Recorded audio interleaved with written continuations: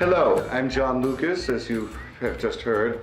I'm a retired professor of English, literature with a specialization in Elizabethan studies. I teach part-time in my retirement for my sins at UVic. I say my sins because tonight I have to give you a different talk from the one I had planned, because I was, and several other teachers were the victims of a robbery at UVic, and I've lost all of my archival photographs on the bog and a great deal of other material, including material for 6 different courses, all of it. So anyway, that can be replaced, but I have no historical pictures to show you this evening as I had planned.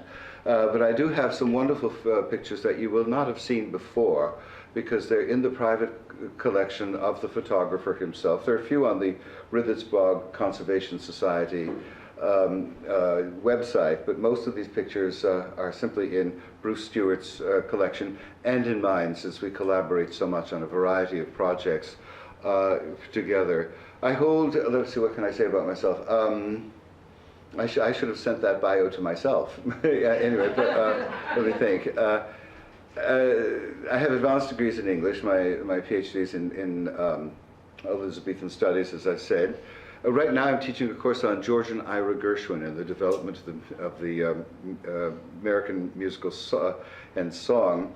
It's the first time in many years, actually since I retired, that I am teaching music. But ordinarily I've been taught 20th century music. I've taught Elizabethan and 19th century. I taught several generations of acting students, or actors in Montreal, many of whom you will see on television if you watch it, both American and Canadian.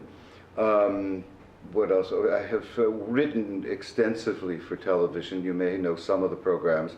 Night Heat was an early one on CTV. Due South, about the Mountie in Chicago. Do you remember that? And Law and Order. I've written for a number of storylines for them. I also have worked all of my adult life in the theater, and I'm an actor and I'm a director, and I've directed 26 productions of Shakespeare's plays. I've directed the new works of Canadian authors. I've directed works by Americans, Joe Pintaro, Joyce Carol Oates, and Tennessee Williams. My work has been seen across the country. I was very honored because one of my shows, Noel Coward, A Portrait, when it was playing at the National Arts Centre in Ottawa, was seen by former Prime Minister Brian Mulroney, and he invited us to take the show to Washington, to Canada House, and to perform it there for the first President Bush and his wife Barbara, and there were a lot of people there, including the ambassador of Italy and France, Teddy Kennedy, and the like, and it was quite an evening. And we also performed it for Noel Coward's dear lifelong friend, the late Queen Mother, Elizabeth, when she was in Montreal for Trooping the Colour in the late 80s. That's so long ago now, I can't remember. I think it was 87. At any rate, so I've been seen by a fair number of people, and since I've had one foot in the academic world all of my life and the other foot in the theater world, I sometimes feel like the love child, quite possibly the love child, of the literary critic Northrop Frye and Daffy Duck, at any rate. So as I say, I'm sorry that I don't have the historical, you have no idea how sorry I am, that I don't have the archival photographs with me, but perhaps sometime I can invite myself back to you, because I have some wonderful stuff. Not all of which is available in the archives of Saanich. Some of it was loaned to me to scan by private people who live in Broadmead and in Royal Oak, and it was really, so I'll have to replace all that eventually. I'm sure all of you know that the bog is named after Robert Patterson Rithet, who was a local businessman who came from Dumfriesshire in Scotland, a very successful man. His offices and warehouse are still extant on Wharf Street in the Inner Harbor.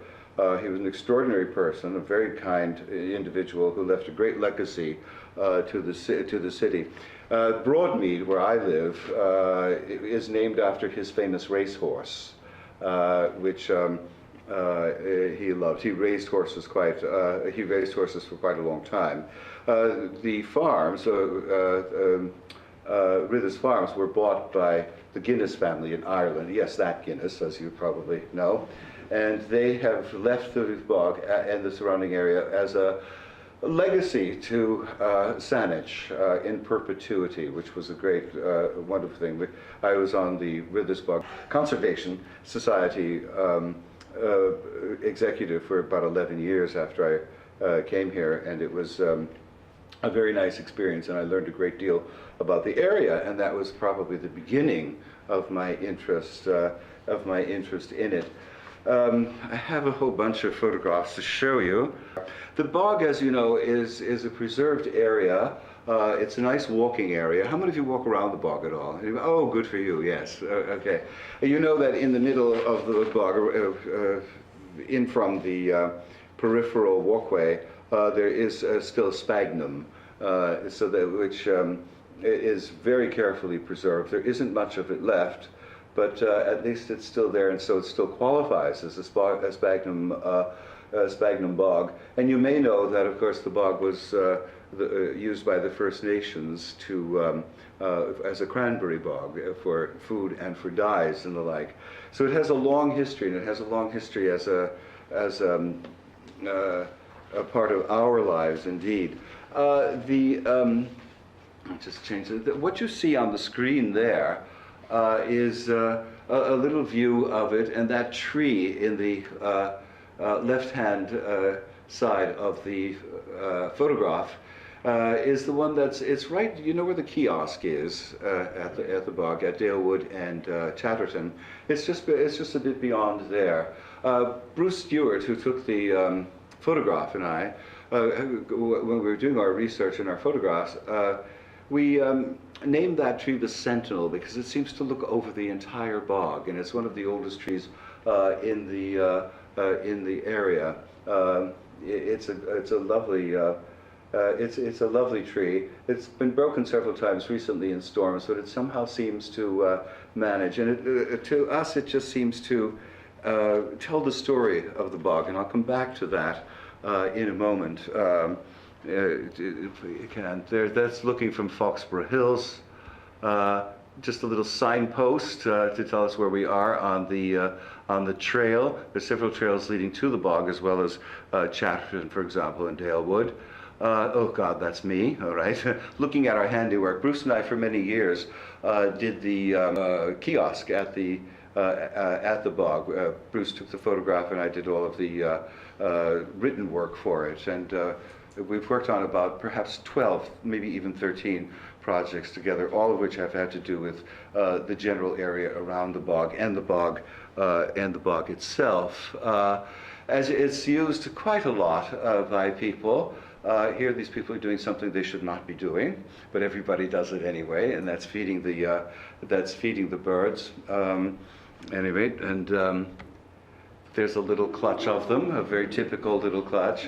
Bruce's photographs are quite remarkable, really, so perhaps it was a happy accident that I had my other photographs stolen, at least for you, at any rate. But that's a very lovely picture. And here's another one of a dad with his and mom with the ducklings, what have you. They're usually about 9 in a clutch every year, and perhaps 4, maybe even 3 survive for a variety of reasons, mostly predators, of course.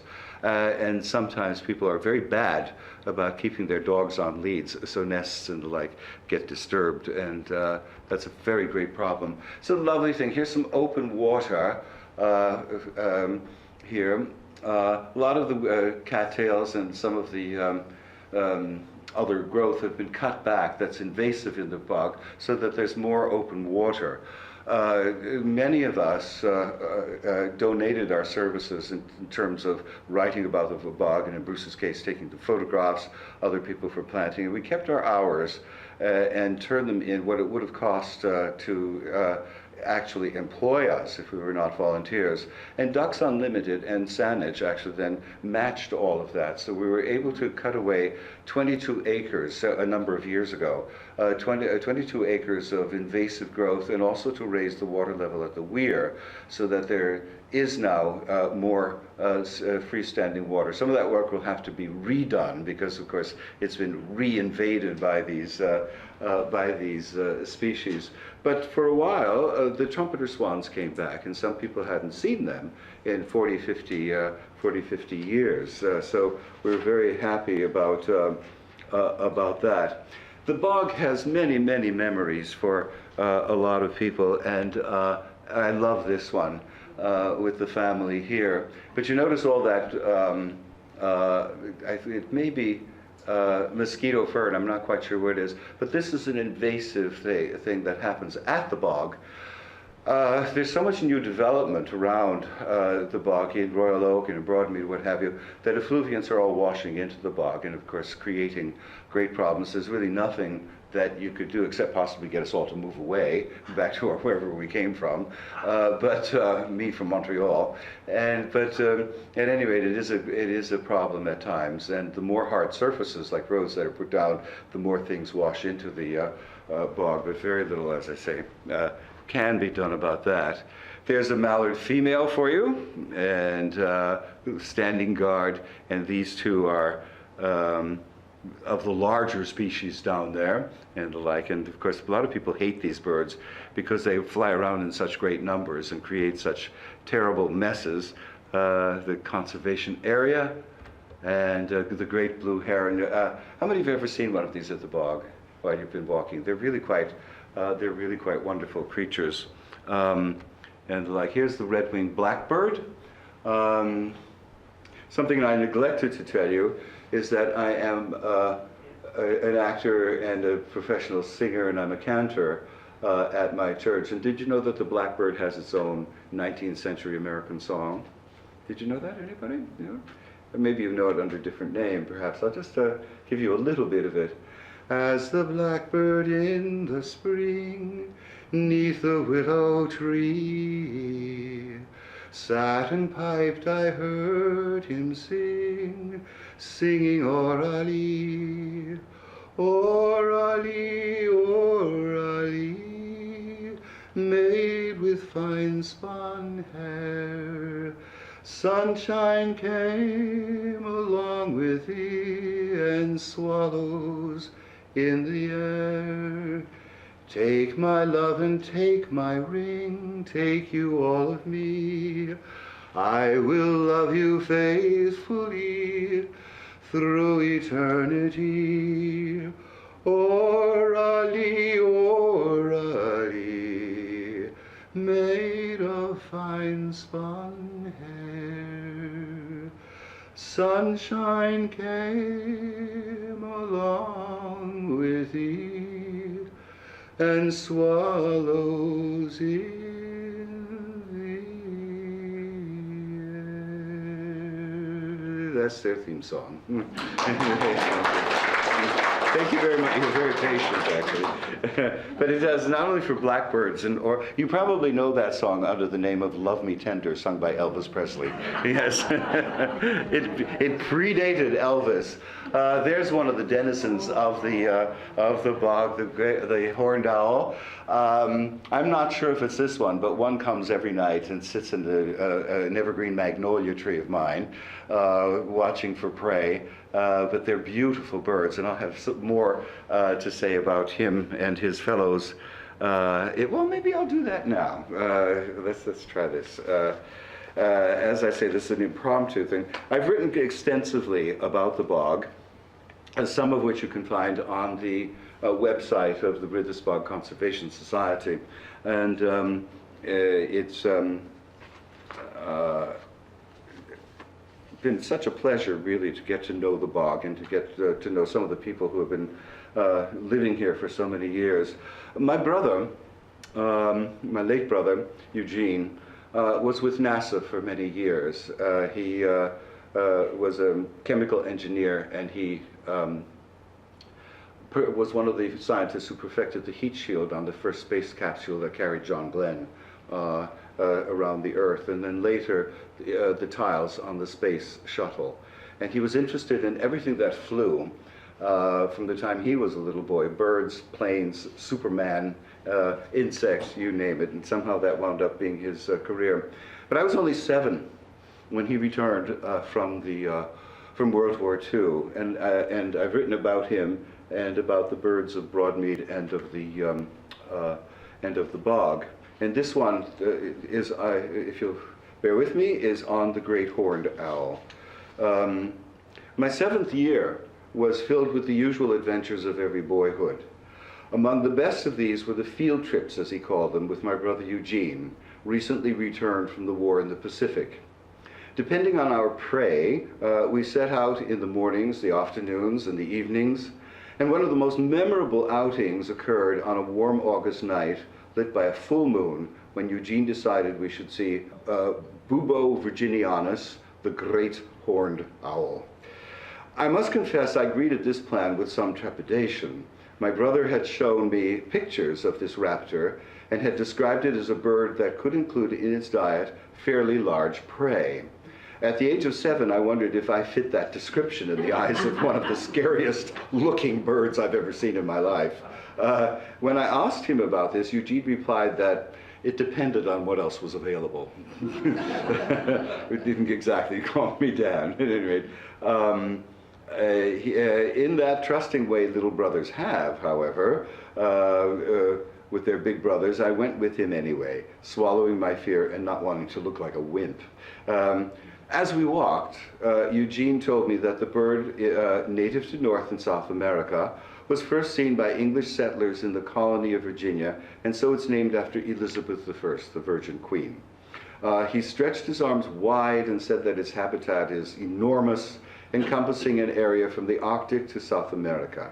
The great horned owl could be found in all sorts of trees, conifers, deciduous trees, and in areas from dense forests to prairies and deserts and bogs, of course. Among owls, it is second in the vastness of its range only to the barn owl. We entered a copse of trees, and my brother said I should not talk for a while. All I had to do was listen. Within moments, I could hear the various sounds of life around us, and then, hoo, hoo, hoo, hoo, hoo. Eugene whispered that we were hearing the great horned owl. He scanned the trees with what I now know was a very practiced eye. There, he whispered and pointed. I looked up to where he pointed, and there, sitting on a near bare branch, was the most beautiful bird I had ever seen. Eugene made the slightest sound with his tongue, and the owl snapped his head toward us. I had never seen such an intense look on any creature, and instinctively I moved closer to my brother until I was nearly behind him. He seemed to be staring straight into my soul, this bird. He was big and gray with darker bars and wore leggings that looked so as soft and downy as silk. A moment later he flew off, and my breath was taken away by the enormous sweep of his wingspan. That was more than 60 years ago. And now I live in Broadmead with regular nocturnal visits by the great horned owls on the lookout for a meal.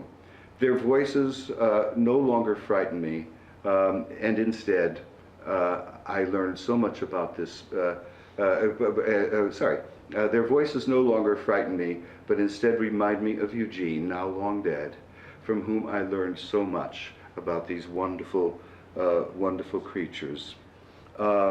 Luckily for us, the great horned owl is a permanent resident of its territory, so we can see it in all seasons. Unluckily for our Broadmead and Rithetsbog resident, among its predators is the feral cat, also now permanently resident at the bog and in our treed area. Yeah, those cats are a very, very great problem, actually. So that's it for the horned owl, at any rate, and it's a sample of some of the work that I've done to support the bog itself. A very pretty little bog. The boxes were all built by volunteers, by the way, for the swallows, and there are quite a few of them that you'll see up high on posts around the bog itself. here, the lovely hidden area for to keep away from many predators. Lots of areas around, like this around the bog itself. And I hope all of you stay to the path if you walk there, because it can be quite dangerous if you fall in. It's in places it's much deeper than you think it is. That's Sharon Hartwell. Do any of you know her? She's a plant biologist, and she's one of the hardest working volunteers around the bog. She was president of the Conservation Society for a number of years, and worked with Bruce and me on a lot of the educational material. She's a wonderful lady who has done us all great service over the last, well, it must be nearly 20 years now or more. This is part of one of the projects that we have going at the bog. Of course, you know what that is. It's a little seedling of what? Yes, Gary Oak, of course, which is an endangered tree. Not the most beautiful trees in the world, but they are very important trees, as all trees are. So these are planted quite consistently. Unfortunately, they're often dug up or kicked up by kids who have nothing better to do, I suppose, with their spare time. But anyway, some of them are taking, and as you know, in other parts of the island, there's the great Gary Oak conservation movement. I have 2 on my property. And I think I've spent thousands trying to keep them alive. But they're managing though, and they're looking very healthy at the moment.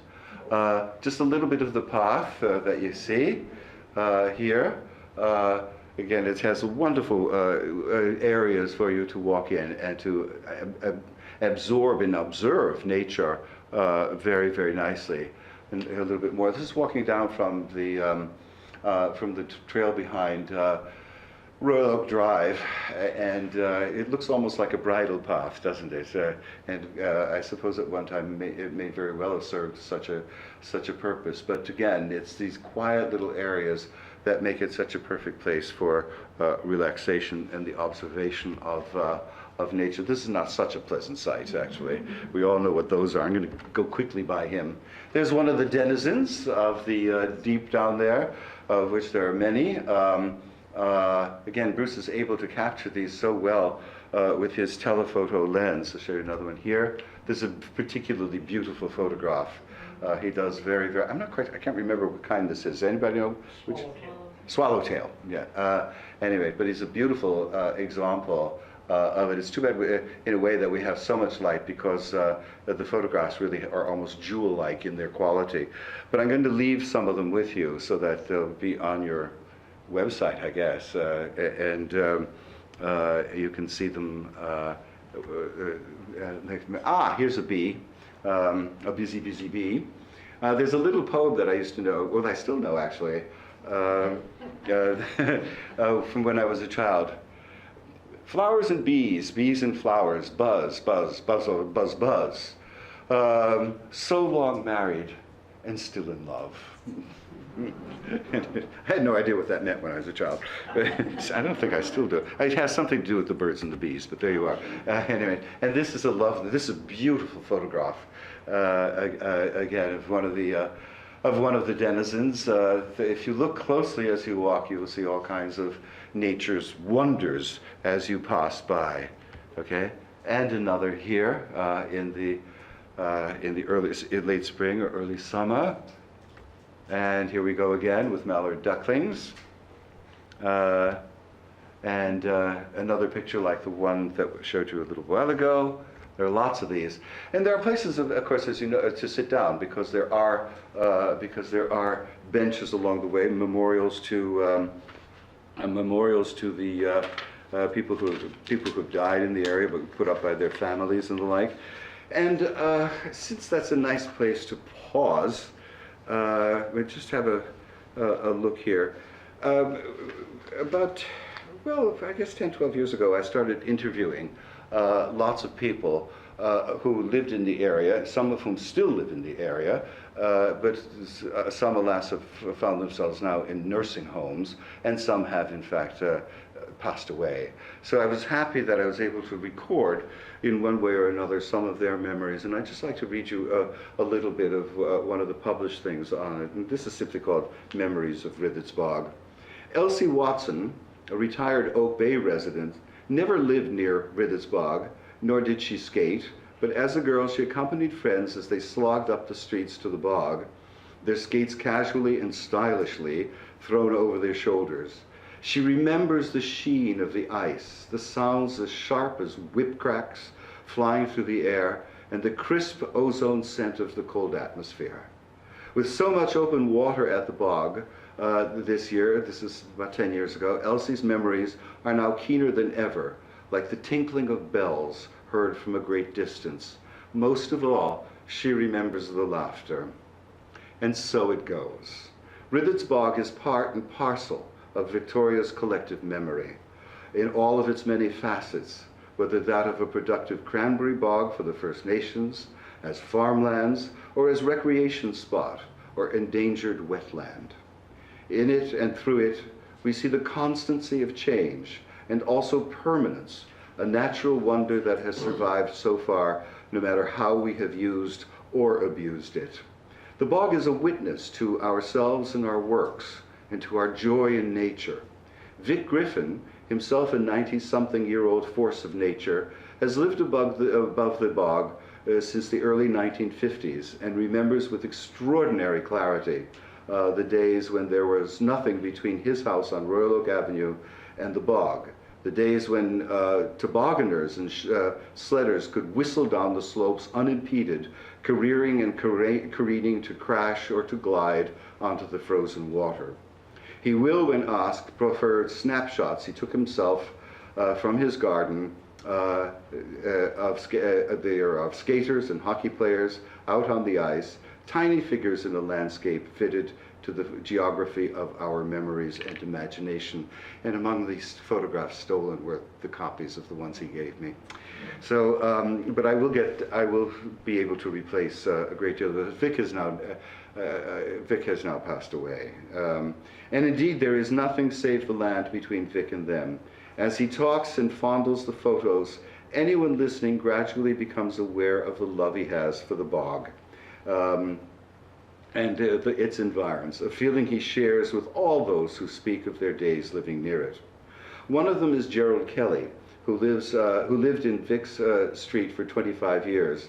Talking to him, one notices that his sharpest memories seem to be of winter and frozen ice, which the Intrepid happily glided over. But there was summer too, with its golden light and shapes and hues and flights of trumpeter swans. One of the most striking images to come out of this exploration of memories is that of a little boy, a preteen, in the springtime and early summer of his life, astride his horse above the bog on many a morning, looking down into it, deciding whether or not to defy his father's order not to ride into the bog with its hidden dangers of sodden earth and sudden drops in levels. Brian Birkinshaw still lives on the perimeter of the bog, his affection and care for it undiminished over 6 decades. Do any of you know Brian Birkinshaw? Oh, you do, okay. I have the most wonderful story to tell about him when he was 10 years old. It's accompanying a photograph that he gave me of himself with his horse. And unfortunately, next time I'll have those replaced if you'll invite me back. For a long-time resident, Jack Burge, the feelings and memories are more complex than most.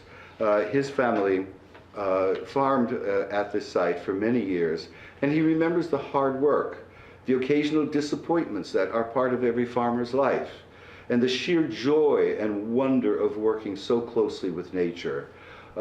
His love for the place is evident in his voice as he speaks of it, and in his face with its barely suppressed smile as he recalls family members, crops, and even the disastrous autumn when one of the barns burnt down and the family lost all of its recently stored hay. Some of you may remember that in the 60s? Yeah, okay, good. Anyway, equally complicated are the memories of Eric McMorrin, whose father managed Rithet's farms for many years.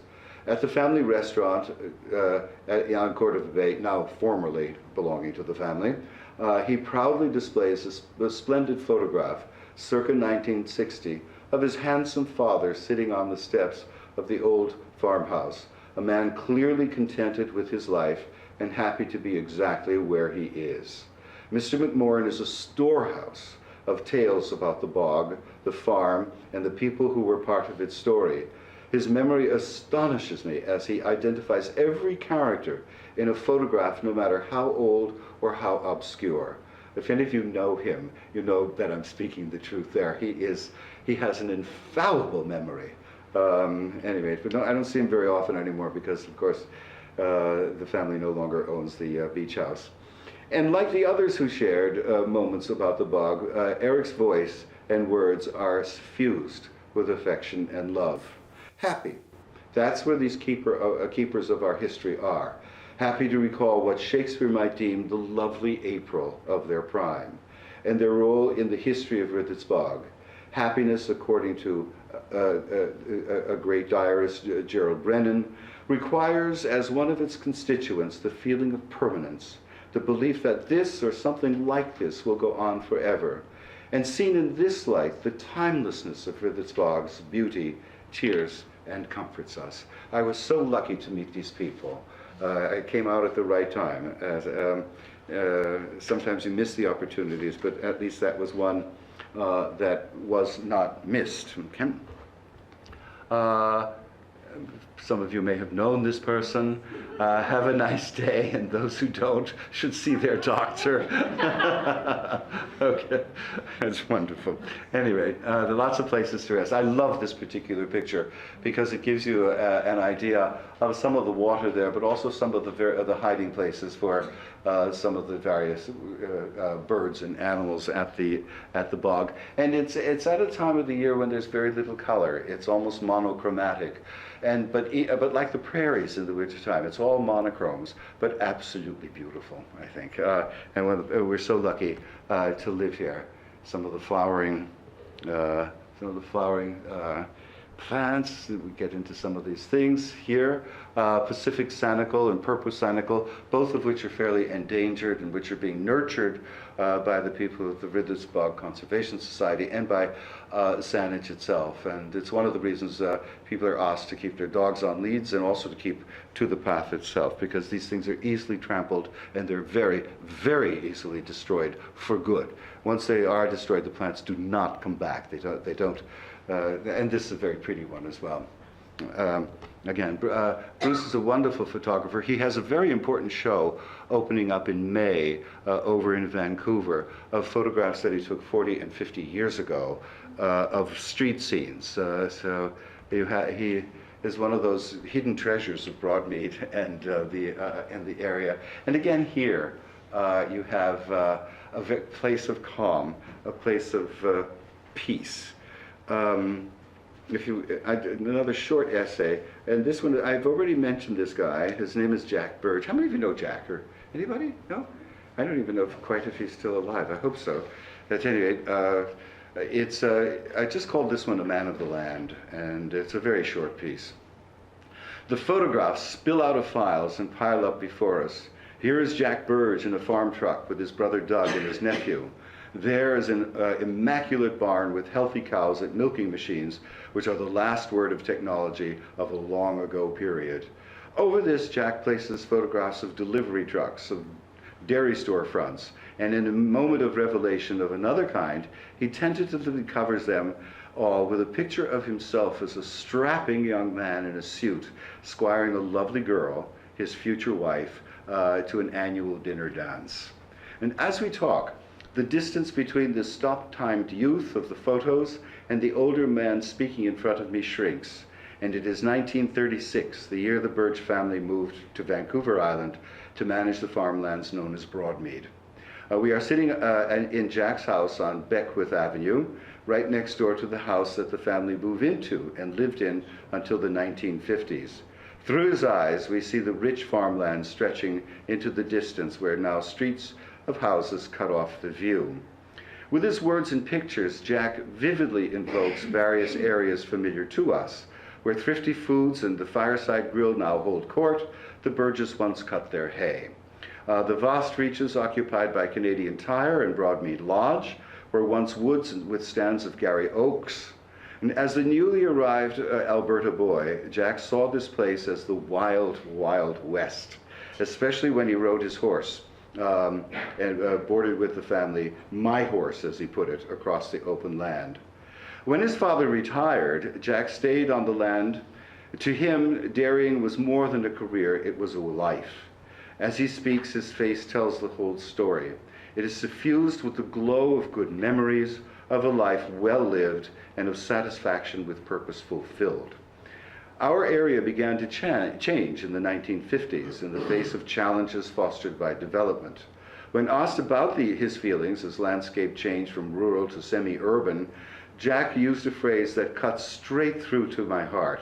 It was, he said, emotional devastation in slow motion. But regret is simply not within this good man's frame of reference. He has his life, his moment in time, and a fine present. And if any of you have anything about the living history of the bog that you'd like to share, contact me and I'll be happy to write about it. Okay, so that's yet another of the bog's memories, and pictures like this always bring up that particular conversation to me because of the peace and the great stretch here of it.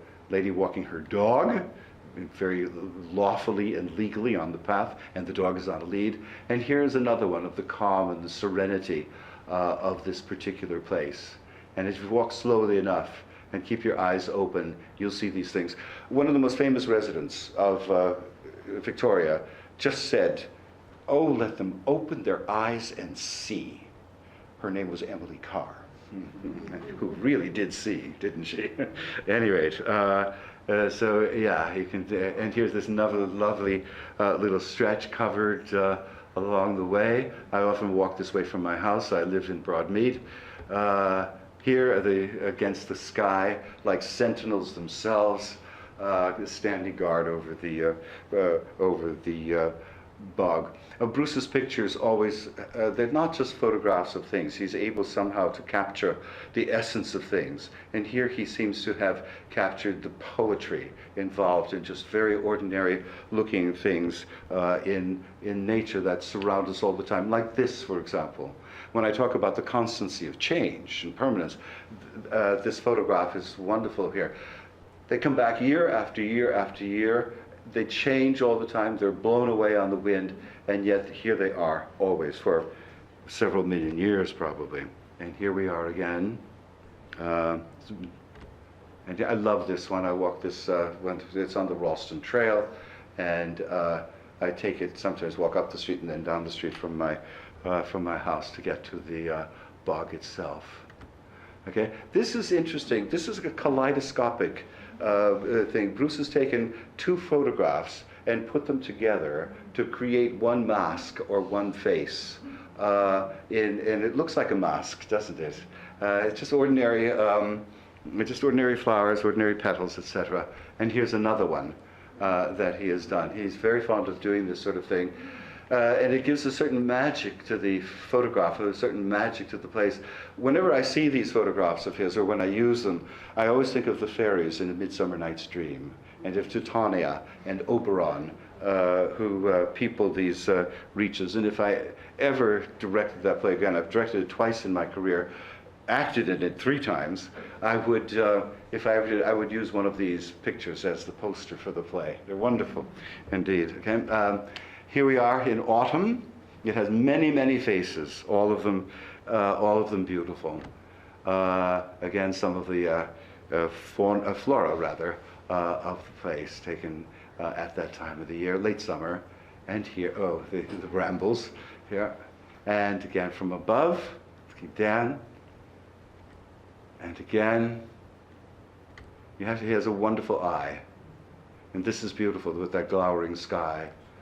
And here, there's something about the place that is that's healing, and I'll just read a little bit here for you about the nature of the place.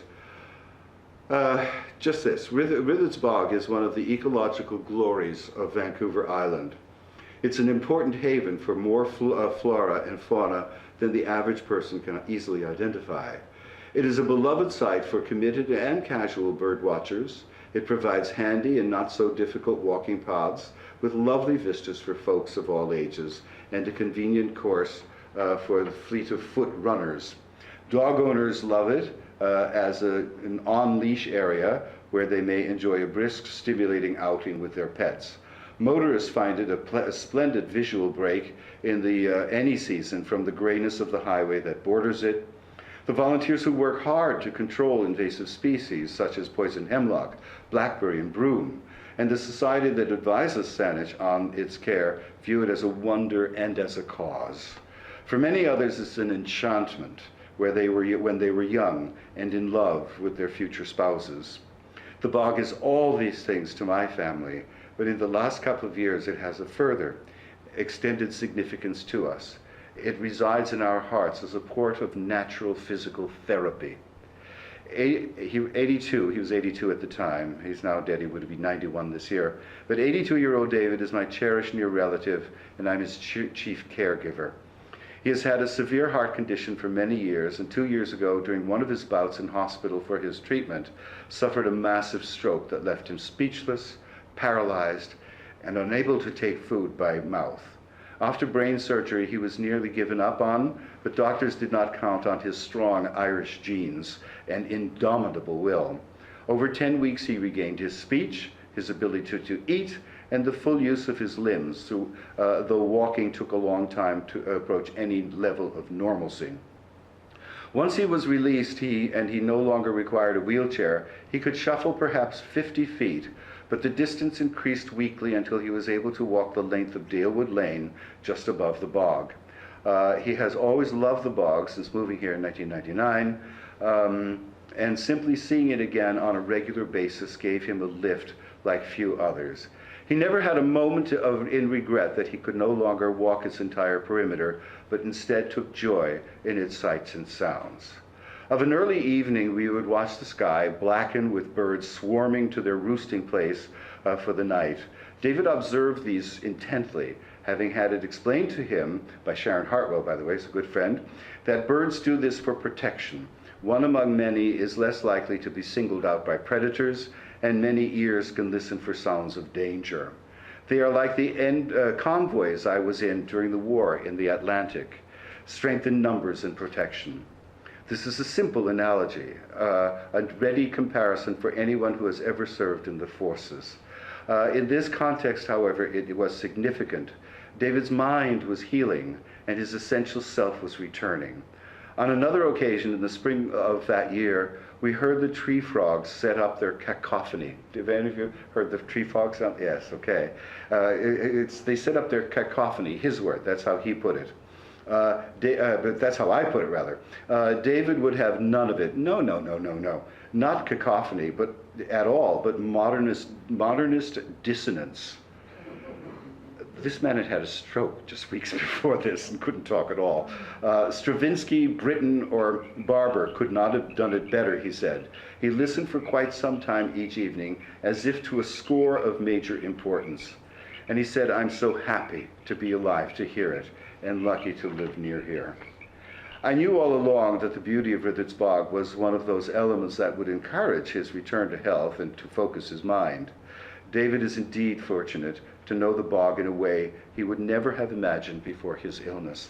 It really had an extraordinary effect on him, and his ability just to say the words, dissonance, for example, and modernist, when just a week or two before he was slurring, was in itself something absolute, to me at any rate, absolutely remarkable. Okay, another bit of a path, and looking at the encroaching development, that's Foxborough Hills, of course, up there, and a little bit of a resting place, and again in summer, and more summer over the stream. That's a lovely picture. That's made up of 3 different photographs, by the way, all put together to create that shot, yes. He's a very fine photographer indeed, and you all know that site. And there's a tree frog. Okay. A few more pictures here. And in winter, when it's as beautiful as... How many of you walk there in winter? Anybody? Oh, sissies. Okay.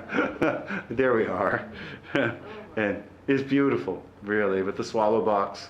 That's not so pleasant to sit upon, but there you go. And again, that same picture I showed you in the springtime, in summer, is here now, heavily laden with snow in one of those winters. And this is lovely. He's caught the bird in flight over the laden branches here. I don't know how pleasant you find this, but at any rate, it is beautiful in itself.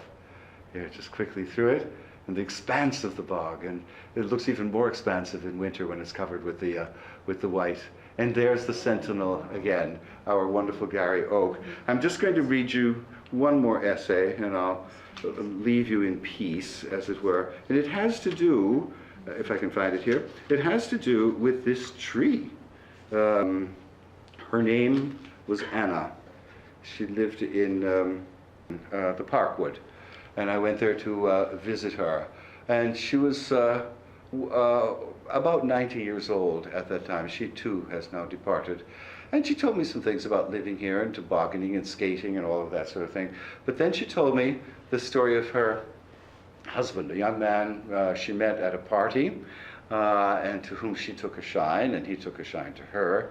And he asked her if perhaps sometime during the next week on his lunch hour, if she would walk out with him, and she said yes.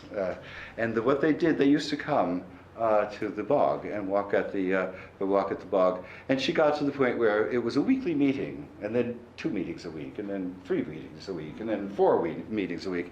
And he was a poor boy, and she made him lunch, and they had lunch, and they sat under that tree, and they had their lunch there, and they were clearly falling in love. She was about 18, and he was 20. And he had absolutely nothing and no prospects. Anyways, but she didn't care. He was a nice boy. But one day her father came along and wondered what was going on, and he was very, very angry because his daughter was sitting under a tree with an unknown youth of who knows what intentions.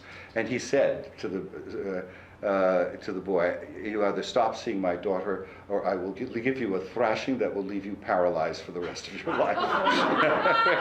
So, anyway, well, no, nothing stopped them. They met in secret after that. But her father was not an unkind man, and eventually he came around to seeing that this boy actually was very, very nice, and that his intentions were honorable, and that he might never be rich, but he would at least have some future, and would be able to provide for a wife. And when Charles was his name, asked for Anna's hand in marriage, people still did that in the late 1940s or 50s, whenever it was, and father agreed that yes, he could have his daughter, and they had a very, very happy life.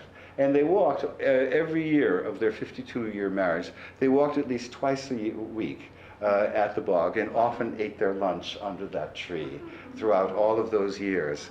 And there came a time when he couldn't quite make it, and they would walk only part of the way. But the part of the year that they loved most was to see the mallards with their young.